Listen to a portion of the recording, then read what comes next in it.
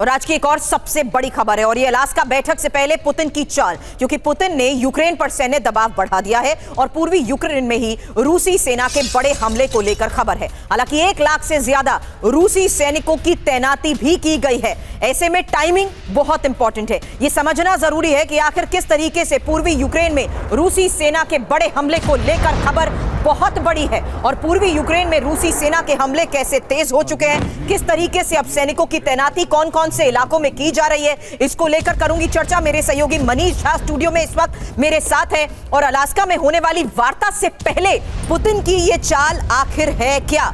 1 लाख से ज्यादा रूसी सैनिकों की तैनाती का मतलब क्या है? अलास्का वार्ता से पहले यूक्रेन में रूसी विध्वंस को लेकर खबर बहुत बड़ी है। पूर्वी यूक्रेन में रूस के हमले तेज हो चुके हैं। नए इलाकों पर कब्जा रूसी सेना कर रही है। डोनेत्स्क, पेक्रोवस्क सैन्य तैनाती यहां बढ़ा दी गई है। आर्टिलरी और इन्फेंट्री ने पूरी ताकत लगा दी है। हालांकि पुतिन का यह प्लान है क्या? बड़ी खबर ये, पुतिन पूर्वी यूक्रेन के 5 इलाकों को कब्जे में लेना चाहते हैं। 5 इलाके, क्रीमिया, डोनेत्स्क, लुहांस्क, खेरेसों, ज़ेपोरिज़िया। इस पर कब्जे का मतलब समझना भी बहुत जरूरी है, क्योंकि जितने बड़े इलाके पर रूसी कब्जा होगा, वार्ता में उतना फायदा होगा। पूर्वी यूक्रेन पर कब्जे का इस्तेमाल पुतिन सौदेबाजी में कर सकते हैं। यानी देखना होगा कि क्या कोई बड़ी डील संभव है। एक और बहुत बड़ी खबर, क्योंकि जंग के बीच यूक्रेन ने अपनी हवाई ताकत भी दिखाई है और यूक्रेन के MiG-29 से विध्वंसक हमले की यह तस्वीर।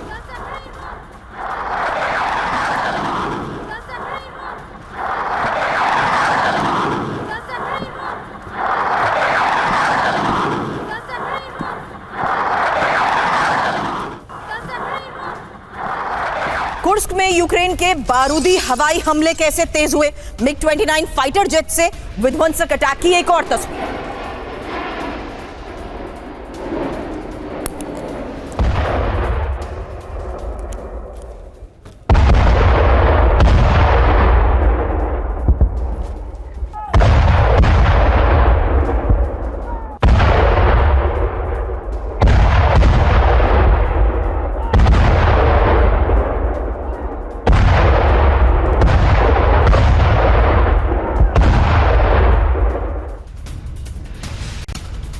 और यूक्रेन युद्ध के बीच रूस की हवाई ताकत कैसे बढ़ रही है। एक और बड़ी खबर, रूसी सेना को मिली Su-34 फाइटर की नई खेप।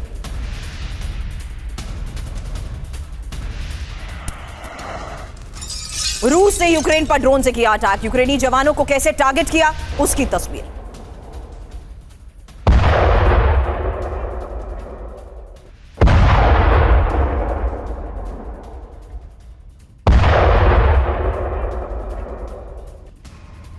खबर सीरिया में 2 गुटों के बीच हिंसक झड़प को लेकर भी है, जहां दोनों तरफ से कैसे भारी गोलीबारी हुई, उसकी तस्वीरें सामने आई।